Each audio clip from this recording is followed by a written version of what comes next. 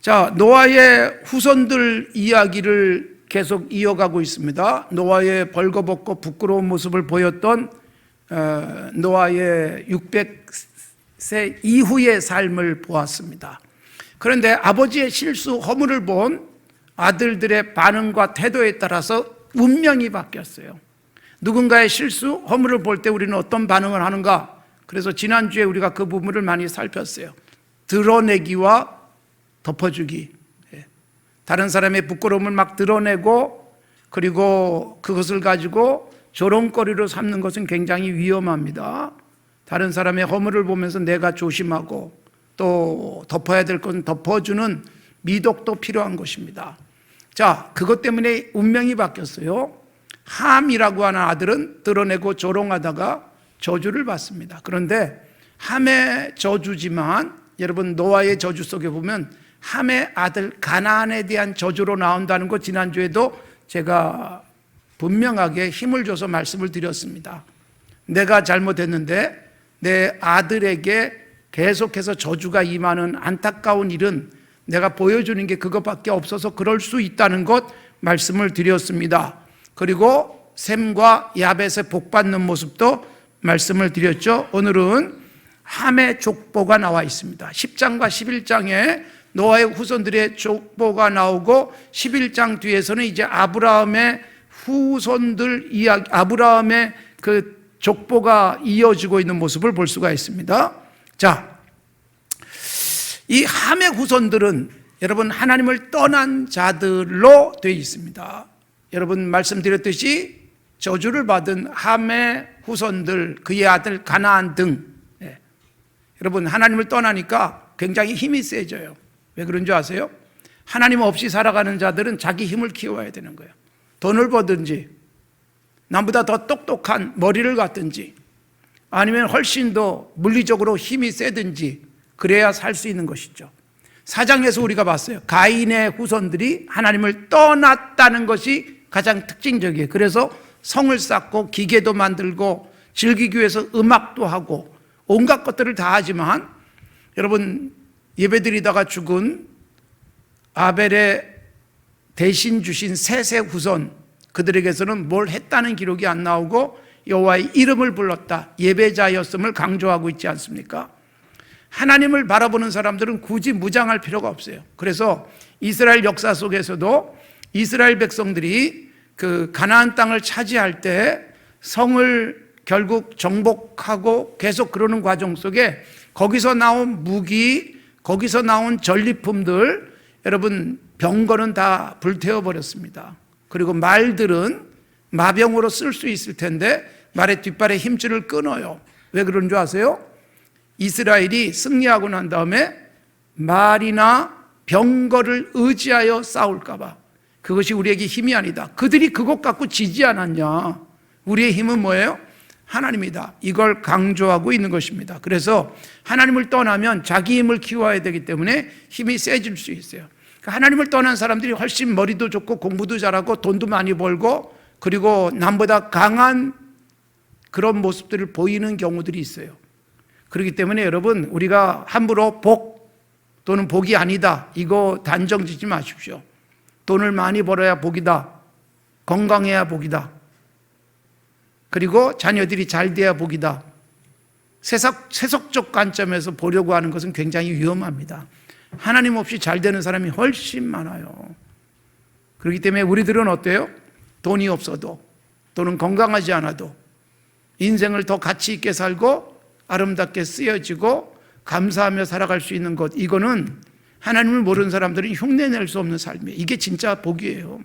그래서 복은 여호와를 경외하는 것 자체가 복이다. 성경이 그렇게 말하고 있고 여호와를 경외하기 때문에 그분께 다 맡기고 오늘 먹을 게 없어도 내일 하나님이 하실 일을 바라보고 믿음으로 살아가는 삶, 그리고 정직하게 하나님이 기뻐하시는 말씀을 지키며 살아가는 삶 자체가 복이라는 것을 강조하고 있습니다. 자, 오늘 본문에 보면 세상에서 첫 용사, 영웅이 등장합니다. 니므롯입니다.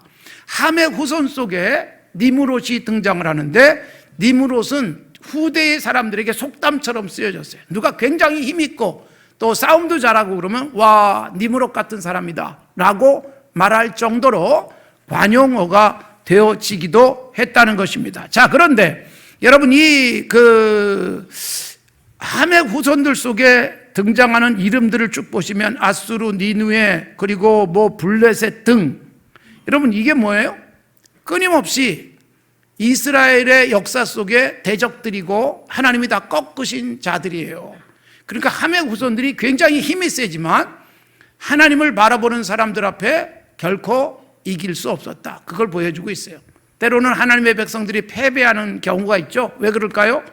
하나님이 아니라 세상을 의지할 때는 패배할 수 있다는 것도 역시 성경이 보여주고 있는 것입니다. 자, 우리가 여러분 하나님을 힘으로 삼지 않고 무기를 또는 나의 재력을, 나의 물리적 힘을 의지하는 것 굉장히 위험하다는 것을 보여주고 있습니다. 여러분 하나님을 섬기는 사람들은 무기가 아니고 물리적 어떤 힘이 아니고 또는 가지고 있는 소유가 아니라 하나님만을 힘으로 삼았습니다. 그래서 사무엘상 17장에 보면 어린 다윗이 골리앗과의 싸우는 모습이 나옵니다. 골리앗과 블레셋의 막강한 군사력 앞에 왕 사울을 비롯한 이스라엘 군대들이 쩔쩔매고 있을 때 어린 소년 다윗은 양을 치다가 군대에 나갈 나이도 안 된 거예요. 형들이 군대에 가 있기 때문에 형들이 잘 있나 아버지의 신부름으로 왔다가 분노해서 골리앗과 싸웁니다. 아니 도대체 하나님의 백성들이 왜 골리앗 앞에 쩔쩔매고 있는가? 이게 다윗으로서는 이해가 되지 않은 거예요. 그래서 하나님을 모욕하는 저 녀석을 내가 꺾어버리겠다. 내가 양을 칠 때 곰도 사자도 쳤다. 그게 내 힘이 아니라 하나님이 나와 함께 하셨기 때문이다.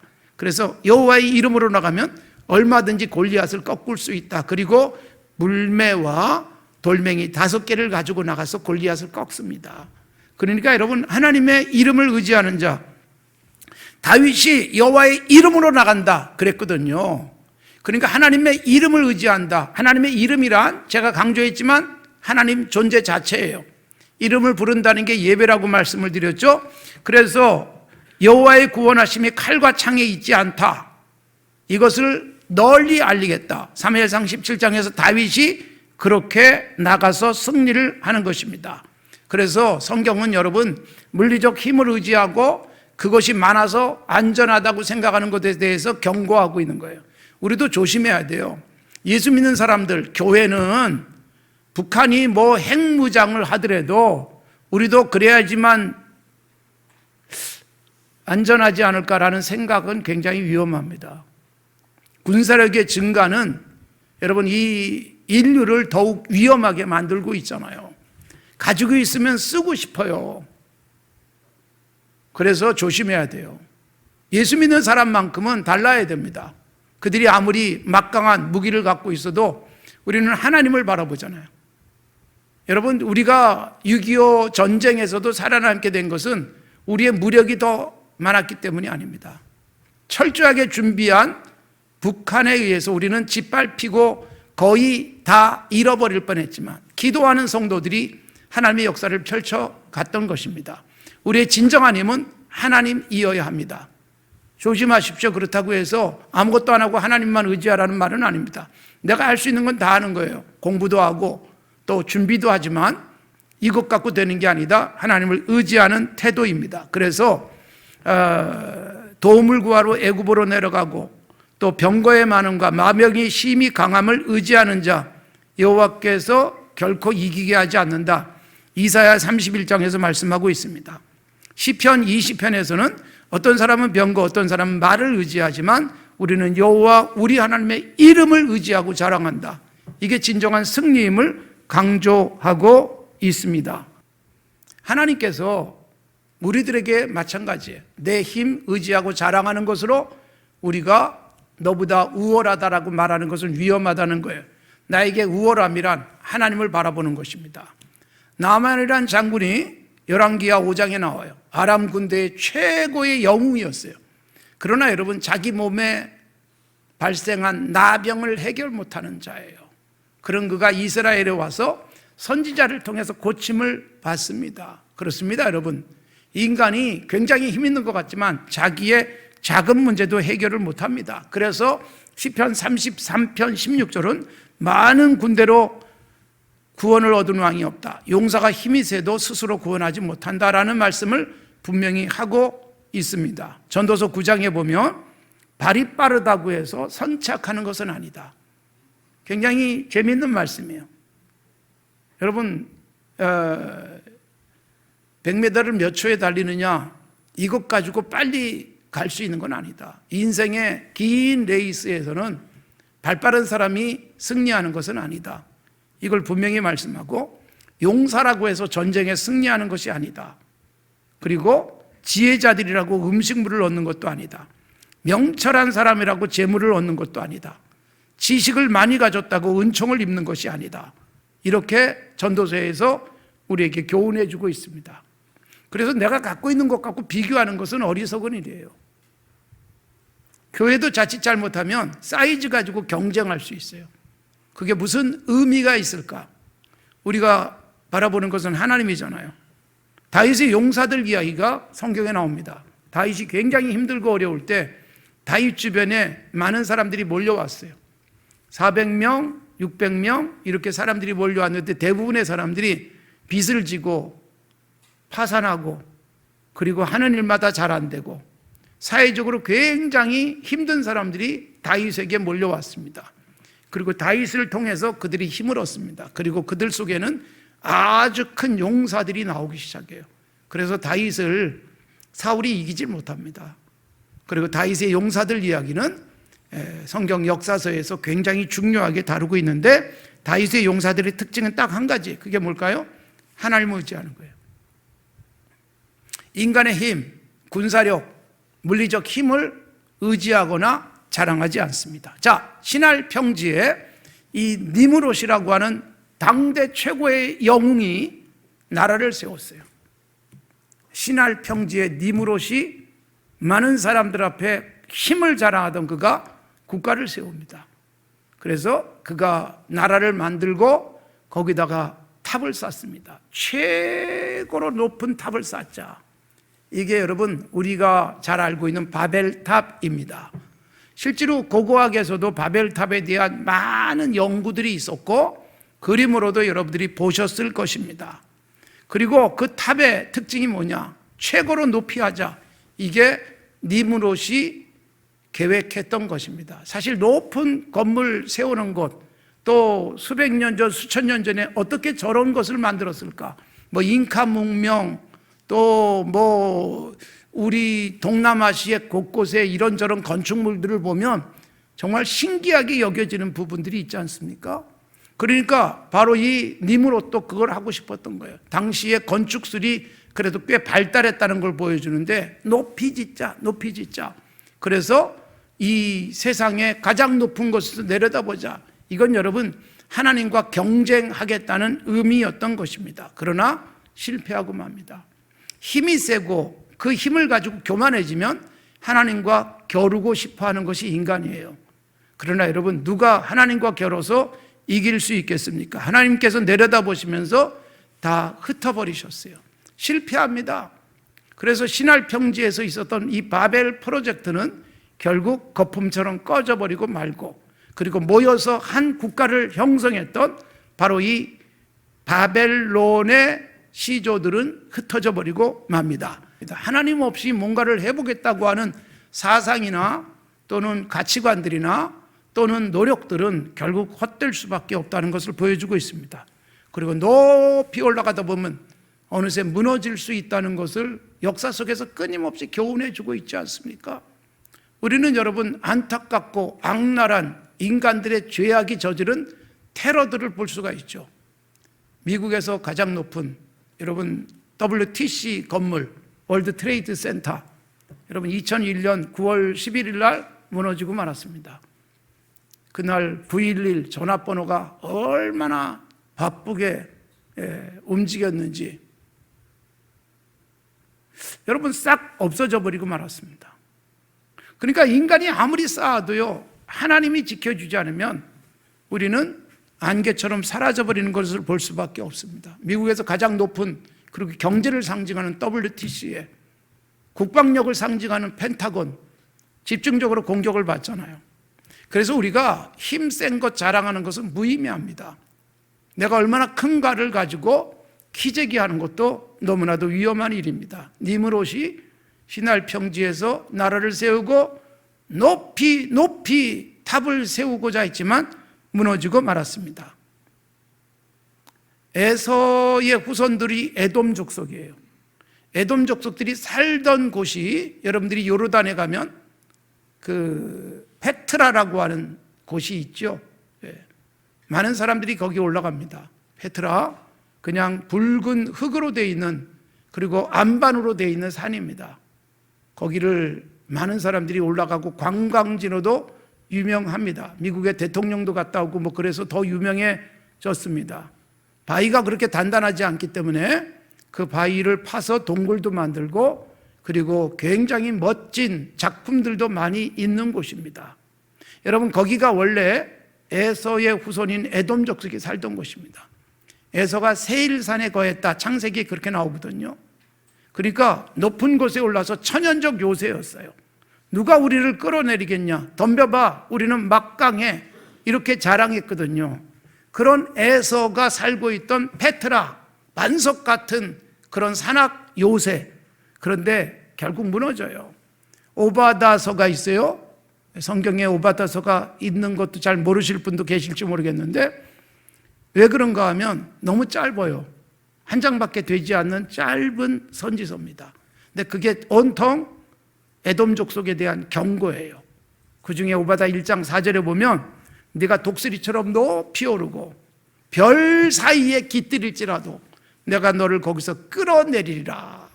나 여호와의 말씀이다. 그렇게 선포되어 있어요. 그러니까 여러분, 높은 곳 산악지대에 살면서 누가 우리를 당할까 교만했던 그들도 무너진다는 거예요. 독수리처럼 높이 올라가고 심지어 별 사이에 깃들일지라도, 지금은 여러분 별 사이에 우리가 깃들기 위해서 애쓰잖아요. 화성을 여러분 인간이 이민 가서 살만한 곳이다라고 생각하고 지금도 계속 연구하고 있잖아요. 그러나 하나님이 주시는 말씀이에요. 별 사이에 깃들일지라도 내가 너를 끌어내릴 수 있다. 그러므로 여러분, 우리가 많이 갖고 힘이 세지고 그리고 높은 자리에 올라갔을 때 겸손해야 돼요. 내가 가지고 있는 것을 자랑하기보다 나를 세우신 하나님을 의지해야죠. 사무엘상에 보면 이스라엘의 첫 번째 왕이 사울입니다. 여러분, 그가 왕이 되는 거죠. 근데 왕으로 세움을 받을 때 사무엘상 9장에 보면 사무엘 선지자 그를 왕으로 기름 붓습니다. 그때 겸손했어요. 그리고 아버지에게 아주 사랑스러운 아들이었습니다. 근데 왕이 되고 난 다음에 교만해져요. 그래서 하나님이 버리십니다. 사무엘 선지자가 말하고 있습니다. 사무엘상 15장에 왕이 스스로 작게 여길 때, 즉 겸손할 때 하나님이 당신을 머리로 세우지 않았느냐고. 그런데 이제 하나님의 말씀을 불순종하니 하나님이 버리셨다. 여러분, 순종하는 이유는 당신이 나보다 낫다고 여길 때예요. 불순종하는 이유는 내가 더 낫다는 생각을 하기 때문에 일어나는 일이죠.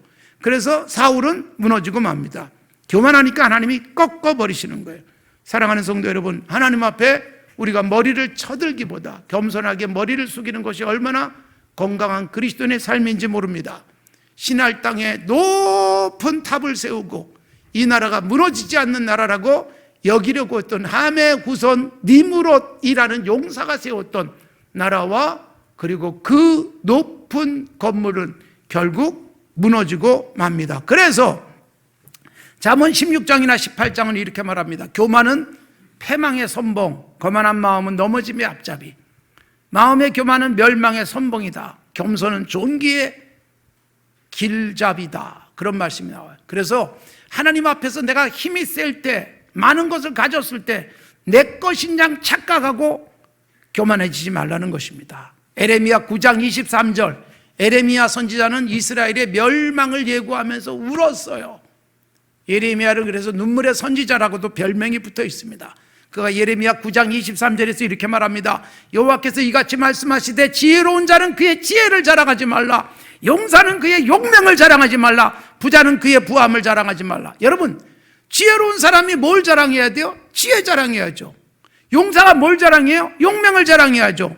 부자는 뭘 자랑해요? 자신의 부를 자랑해야 되지 않겠습니까? 그런데 지혜로운 자가 지혜를 자랑하지 말라. 용사는 용명을 자랑하지 말라. 부자는 부함을 자랑하지 말라. 왜 그럴까요? 여러분, 나에게 용맹을 주시고 나에게 지혜를 주시고 나에게 이 물질을 주신 하나님을 자랑하라는 것입니다. 그런데 여러분, 하나님이 주시고 나니까 하나님은 잊어버린 채 내가 가진 것으로 영원할 것처럼 착각하는 사람들이 얼마나 많은지 몰라요. 그래서 열심히 기도해가지고 뭔가를 갖게 되면 그때부터 기도 안 하는 경향들이 생깁니다. 기도가 뭐예요? 겸손함의 최고의 표현이 기도예요. 내가 아무리 열심히 공부해도 하나님이 나를 열어주지 않으면 갈 수 없다는 생각을 하기 때문에 열심히 공부하지만 기도하는 거예요. 내가 힘이 꽤 센데 이 힘을 하나님이 거두시면 나는 손에 아무것도 없다라고 생각하기 때문에 기도하는 거예요. 그게 겸손이고 겸손의 최고의 표현이 기도예요. 그래서 하나님 앞에 기도하지 않는다는 것은 하나님 없이도 살 수 있다는 의미예요. 여러분, 어디서 기도하느냐는 다를 수 있지만 기도 생활이 반드시 우리에게 있어야 됩니다. 어떤 시간이든 기도하고 어떤 장소든 기도하며 살아가는 것처럼 중요한 일은 없습니다. 기도하면서 하나님이 주시는 은혜를 기대하는 것이고 지금 누리고 있는 것들이 가치 있게 쓰여지도록 하나님 앞에서 기도하는 것이 얼마나 중요한지 모릅니다. 목사로 살아가지만 여러분, 오늘날 한국교회 안에도 우리 교회가 얼마나 큰지 이것 자랑하는 경향들이 있습니다. 대한민국은 특히 아시아에서 몇 번째냐 이런 거 굉장히 좋아하지만 교회도 여러분 아시아에서 제일 큰 교회 이런 얘기들을 할 수 있어요. 근데 여러분, 제일 큰 게 무슨 그것이 큰 자랑거리겠습니까? 하나님이 키워주셨으면 감사하고 사이즈만큼 더 큰 사랑과 더 큰 하나님의 일을 감당하는 것으로 감사해야죠. 목사가 자칫 잘못하면 설교 잘해서 수많은 사람 끌어모은 것으로 교만해질 수 있어요. 가장 위험한 존재일 수 있습니다. 무엇보다도 하나님의 은혜의 결과임에도 불구하고 내가 나서면서 하나님이 가려질 수 있습니다. 교만한 자는 무너집니다. 신할 땅에 여러분 높은 탑을 쌓으며 자신의 용맹과 자신의 부함을 자랑하고 싶었던 니므롯은 그렇게 무너지고 맙니다. 결국은 여러분 아수르, 바벨론, 로마 제국 그리고 히틀러까지 교만하던 그들은 다 무너졌습니다. 교만한 자세로 견딜 수 있는 자는 아무도 없습니다. 진정한 용사는 자신의 용기를 자랑하는 것이 용사가 아닙니다. 하나님이 내게 용기를 주셔서 때로는 아무도 나서지 못하지만 나설 수 있는 다윗 같은 삶이 진정한 용사입니다. 진정한 지혜자와 부자 역시 마찬가지입니다.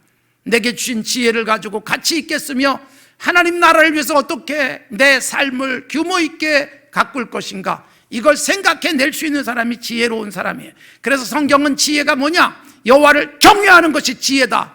그것이 근본이다. 그걸 말씀하고 있습니다. 누가 부자입니까? 아브라함도 부자, 이삭도 부자, 야곱도 부자, 그렇게 살았습니다.